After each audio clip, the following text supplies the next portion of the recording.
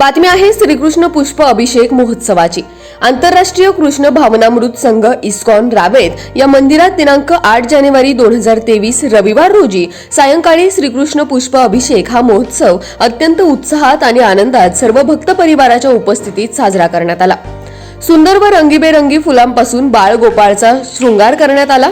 आजही संपूर्ण जगात इस्कॉन मंदिरामध्ये पुष्प अभिषेकचा महामहोत्सव अतिशय थाटात, आनंदात आणि अत्यंत उत्साहामध्ये साजरा केला जातो।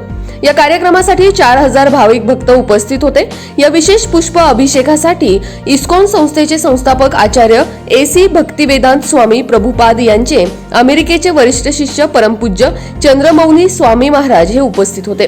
त्यांनी सर्व भाविक भक्तांना भगवान श्रीकृष्णांच्या पवित्र लीला कथांचे सर्वांना मार्गदर्शन केले।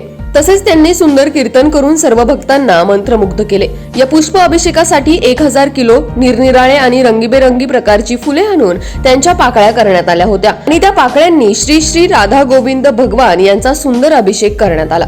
या अभिषेकाची सुरुवात भगवंताच्या पवित्र नामकीर्तनाने करण्यात आली। त्यानंतर मुख्य पुजारी दंडकारण्य प्रभू यांनी भगवंतांची आरती करून पुरुष सूक्ताचे गान करत भगवंतांची वंदना केली। त्यानंतर मुख्य पुष्प अभिषेकाला सुरुवात करण्यात आली। हा अभिषेक 1 तासापर्यंत चालला।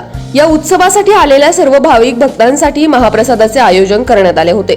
4000हून अधिक भक्तांनी महाप्रसादाचा लाभ घेतला। या संपूर्ण महोत्सवाचे नियोजन इस्कॉन मंदिर रावेतचे अध्यक्ष जगदीश गौरंगदास व त्यांच्या सहकाऱ्यांनी अत्यंत नियोजनबद्ध पद्धतीने केले होते। याच बातमीचा आढावा घेतलाय आमचे प्रतिनिधी भानुदास हिवराळे यांनी। पाहुयात।